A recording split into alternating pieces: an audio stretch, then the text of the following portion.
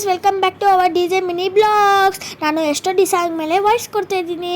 ನಾವು ಇವತ್ತು ಬಸವನಗುಡಿ ದೇವಸ್ಥಾನಕ್ಕೆ ಹೋಗಿದ್ವಿ, ನಾನು ಮತ್ತು ನಮ್ಮ ಅಜ್ಜಿ. ಚಿಕ್ಕ ಟ್ರಿಪ್ ಥರ. ಆಮೇಲೆ ನಾವು ಗಣೇಶ ದೇವಸ್ಥಾನಕ್ಕೆ ಹೋದ್ವಿ. ದೊಡ್ಡ ಗಣಪತಿ ಅಂತಾರೆ ಇದಕ್ಕೆ. ಅದೆಲ್ಲ ತುಂಬ ಚೆನ್ನಾಗಿತ್ತು. ಆಮೇಲೆ 5 ಮಿನಿಟ್ಸ್ ವಾಕ್ದಲ್ಲಿ ಗೋವರ್ಧನ ದೇವಸ್ಥಾನಕ್ಕೆ ಹೋದ್ವಿ. ಫಸ್ಟ್ ಟೈಮ್ ಹೋಗ್ತಾ ಇರೋದು. ಬನ್ನಿ ಒಳಗಡೆ ಹೆಂಗೈತೆ ಅಂತ ತೋರಿಸ್ತೀನಿ. ದೇವಸ್ಥಾನ ಗುಹೆ ಥರ ಮಾಡಿದ್ರು. ಒಳಗೆ ಹೋಗ್ತಾನೇ ಇದ್ವಿ. ಅಲ್ಲಿ ನೋಡಿ ಎಂಟ್ರಿ ಅಂತ ಅಂದ್ಬಿಟ್ಟು ಎಂಟ್ರಿ ಒಳಗೆ ಹೋದ್ವಿ. ಅಲ್ಲೆಲ್ಲ ಸ್ವಲ್ಪ ಡ್ರಾಯಿಂಗ್ಸ್ ಎಲ್ಲ ಮಾಡಿದರು ಹಿಂದಿನ ಕತೆ ಬಗ್ಗೆ.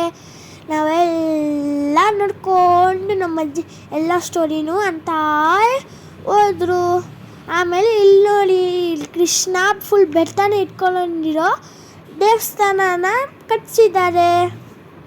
ಗೋವರ್ಧನ ಗಿರಿ ಅಂತ ಈ ದೇವಸ್ಥಾನಕ್ಕೆ ಅದಕ್ಕೆ ಹೆಸರು. ಎಲ್ಲ ಚೆನ್ನಾಗಿತ್ತು. ನೀವು ಒಂದ್ಸಲಿ ಎಲ್ಲ ವಿಸಿಟ್ ಮಾಡಿ ಈ ದೇವಸ್ಥಾನಕ್ಕೆ. ಇಲ್ಲಿಂದ ನಮ್ಮ ಅಜ್ಜಿ ಪಾರ್ಕ್ಗೆ ಮತ್ತು ಇನ್ನೊಂದು ಷಡ್ಮಾತ್ಮ ದೇವಸ್ಥಾನಕ್ಕೆ ಕರ್ಕೊಂಡು ಹೋದ್ರು. ಅದನ್ನು ವಿಡಿಯೋ ಮಾಡಿಲ್ಲ. ಈ ದೇವಸ್ಥಾನ ಅಂತೂ ತುಂಬ ಚೆನ್ನಾಗಿತ್ತು. ನಾವು ಫಸ್ಟ್ ಟೈಮೇ ಹೋಗಿದ್ದು. ನೀವು ಹೋಗಿದ್ರೆ ಕಮೆಂಟ್ ಮಾಡಿ, ಮತ್ತು ಲೈಕ್, ಶೇರ್, ಸಬ್ಸ್ಕ್ರೈಬ್ ಮಾಡಿ. ಇಷ್ಟ ಆಗಿದ್ರೆ ಏನು ಇಷ್ಟ ಆಯಿತು ಅಂತ ಕಮೆಂಟ್ ಮಾಡಿ. ಅವ್ರು ಹೇಳಿದ್ರು ಫೋಟೋ ಕ್ಯಾಮ್ರಾ ಎಲ್ಲ ಅಲೋಡ್ ಇಲ್ಲ ಅಂತ. ನಾವು ಯೂಟ್ಯೂಬರ್ ಬಿಡ್ತೀವಾ? ಕೃಷ್ಣ ಅಂತೂ ನೋಡೋಕ್ಕೆ ತುಂಬ ಚೆನ್ನಾಗಿತ್ತು. ಗೋವರ್ಧನ ಒಂದು ಕೈಯಲ್ಲಿ ಎತ್ತಿದ್ದಾನೆ ಕೃಷ್ಣ.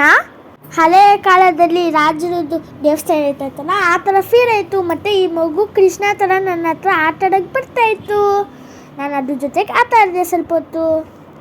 ಎಷ್ಟು ಚೆನ್ನಾಗಿ ಕೃಷ್ಣ ಥರನೇ ಹಂಬೆ ಕಾಲು ಇಟ್ಕೊಂಡು ಬಂತಲ್ಲ. ಗೋಡೆ ಮೇಲೆಲ್ಲ ಕೃಷ್ಣಂದು ರೂಪ ಬರ್ಸಿದ್ದಾರೆ. ಇಷ್ಟ ಆಗಿದ್ದರೆ ಎಲ್ಲ ವಿಡಿಯೋ ನೋಡಿ ಲೈಕು, ಶೇರು, ಸಬ್ಸ್ಕ್ರೈಬ್ ಮಾಡಿ. Thanks for watching. Bye bye.